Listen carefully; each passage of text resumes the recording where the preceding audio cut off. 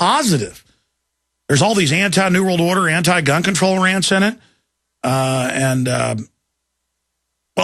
I'm going to do a review of it the next few days, and I'll just leave it at that.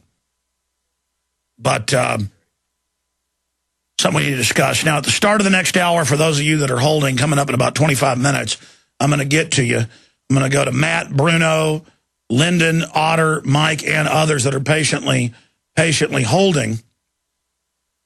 And we will get to all of you and get your breakdown of what you want to say. And then I'm going to get into all the internet censorship being openly announced now. They're trying to pass legislation to do it. We got the huge Ron Paul interview coming up. But I wanted to get Piers Corbyn on, and we're going to talk to him in just a moment. But then I want to get more into this whole, how they want to play us all off against each other. Black, white, native groups, old, young, and they use the same tactics to get us to kill each other. You know, what happened to the Native Americans was wrong. What happened to blacks was wrong. What happened to white slaves in Rome was wrong. And it's time for us to treat every human with the same dignity and the same admiration for the human spirit, to realize that the collectivists are actually hyping up multiculturalism and the rest of it to get us fighting with each other and at each other's throats. So I'm going to speak more to that coming up. Now, Piers Corbyn has been called by the Associated Press and even Fox News as one of the top long-term weather forecasters in the world. He can do it a year out. And I remember 2 years ago on this show, said you're going to have a very wet winter and Texas is going to have flooding. We were in the middle of a drought then. It was flooding, the lakes filled back up, and then the drought came back in and said, you'll have a drought again. We had him on a year ago. And he does it as the ancients did. They don't know exactly why it works this way, but the moon blocking the sun and its solar winds, a lot of factors go into it. And he's with weatheraction.com. He's a meteorologist and an astrophysicist, studies, of course, how the heavens have an effect on the earth. A consultant and owner of Weather Action, who makes weather forecasts up to a year in advance. Corbyn is well known for his opposition to the idea of anthropogenic global warming.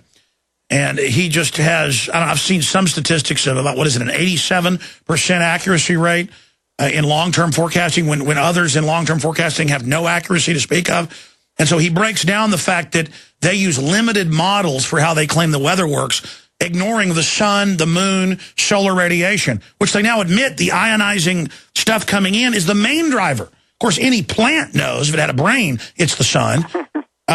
Piers Corbyn, great to have you here with us. Break down. Oh, yeah. Great to have you. You're going to have the floor here in a moment. I appreciate you joining us.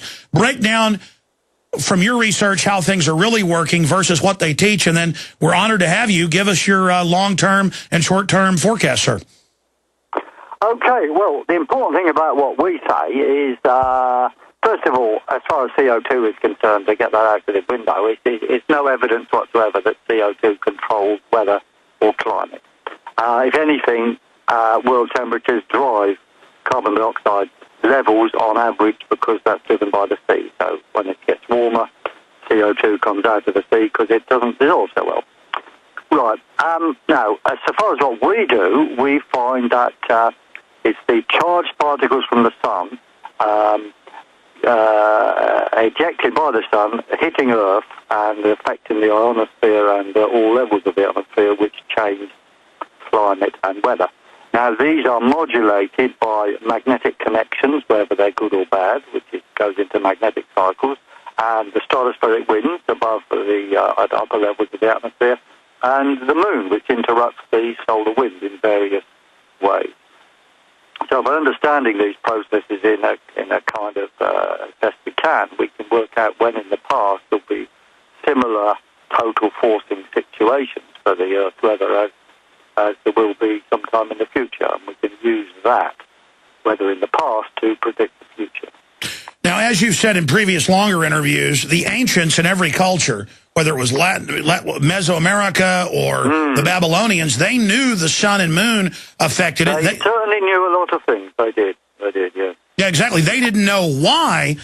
They just knew that it had an effect. But I saw the UN at Copenhagen, as you know, 2 years ago, pass a resolution saying the sun does not affect our climate. That's like saying water doesn't affect fish, correct?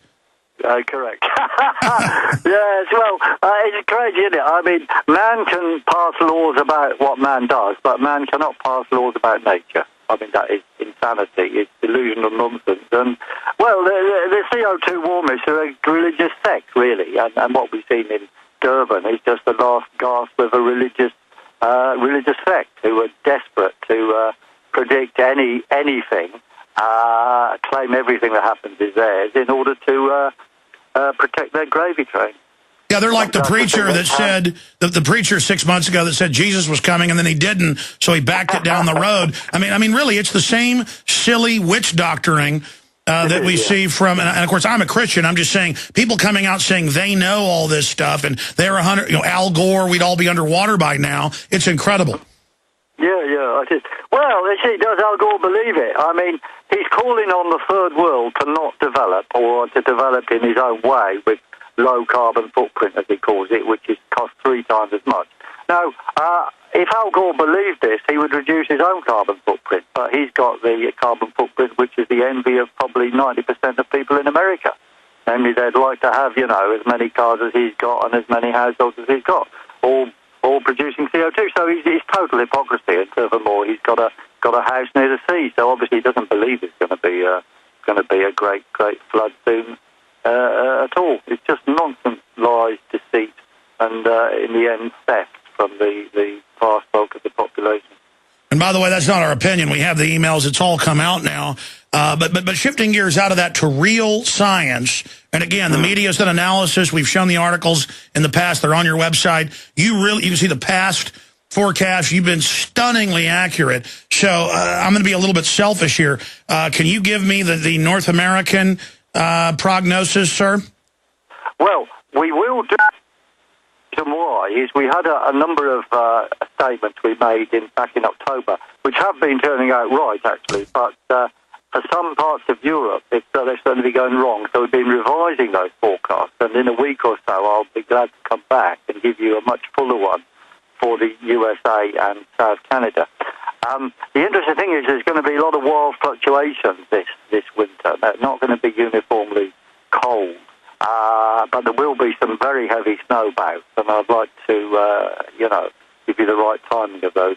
So if you have me on in a week or two, we'll give you all we know, but we are checking. Sure, I understand you're crunching the latest numbers, but I mean, specifically, generally for North America, I know you don't want to give your full forecast before it's ready, but yeah. Well, there's going to be some very, very severe bouts of snow in the northeast at times. That is true. With thunder snow as well, and we've got some provisional ideas of when. But it's best to come back with But I noticed 8 months ago you did predict early snow and we did. And it was record early for Colorado and other states. No, that's right. No, we were very pleased with that. But it's best if I come back to you on the detail, because what happened in Europe was very interesting. We expected we had a mild start to November, which happened. We expected it to cool down quite rapidly to an exceptionally cold December. Now, it didn't cool down like we thought.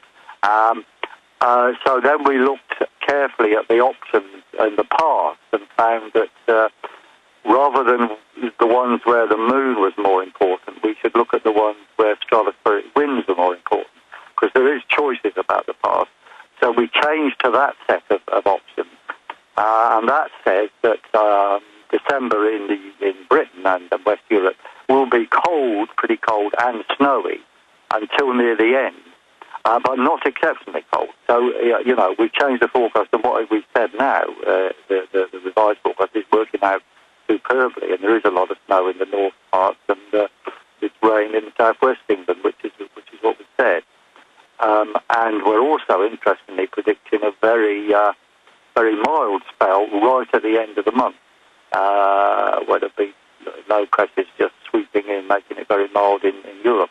Now, that may be accompanied by very cold and very snowy in northeast USA. But before saying that, for sure, we want to check a few things. Generally, well, then obviously we'll get you on in a week or two. Should I get you on later next week or early in the next week to make sure that you've got it all ready?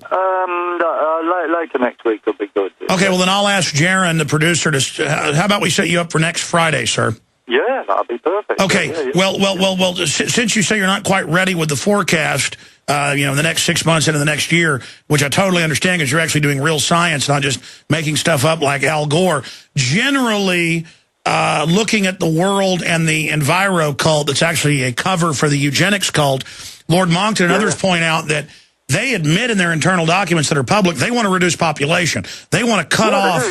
They want to cut off the third world's energy, but then they always lecture everyone that we've got to get these carbon deals to help the third world when it's really a death sentence, and that really the mainline liberals aren't liberals at all. They are a bunch of green fascist anti-humans. Yes, I agree with that.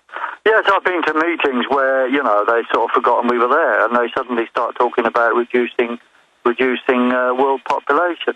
And then they say, the world has to go down by 1/3 or a half, but it only has to be 25% in the United Kingdom. They say. Now, how they're going to achieve this, I've no idea.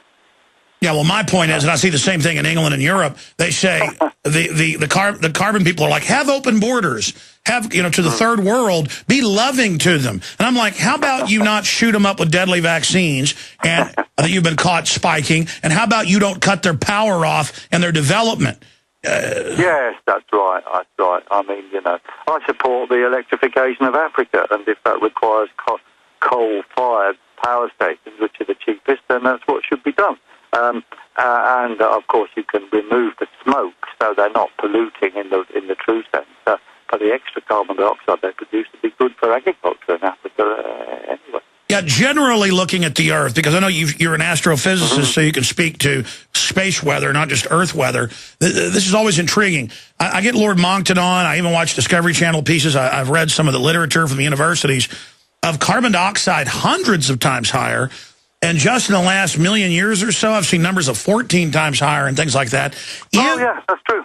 So here's my question. If it's so low, a trace gas that all plants need to live, part of the carbon cycle, and if it's 0.390, sometimes measured 0.360, and they want to lower it, if it's such a trace gas, and from what I've read, the Earth is in a carbon dioxide low level, this phenomenon in Earth history, what's going on? Well, what we have now is the most efficient plant that we've ever had. I mean, I don't know if you're aware, but evolutionary speaking, there's two types of photosynthesis, and there's a second more efficient type around now. So there's type 1 plant and type 2 plant working in parallel. And I think the main reason for the low levels now, as there was one time about 300 million years ago in the past, is these very efficient plants. The last time it was as low as this for any length of time was 300 million years ago. I don't know if that marked the advent of type 2 photosynthesis or what. There were then fluctuations. I'm looking at the graph now, and it went up by about a factor of 5 or 10 for a while, and then came down again to current levels. Extra CO2 is no danger. It's a good thing. Well, but sir, let me stop you. Obviously, plants put off more oxygen. Humans and animals are healthier, we know, in a higher oxygen level. Plants, I've read, can't deal with as much stress. They believe the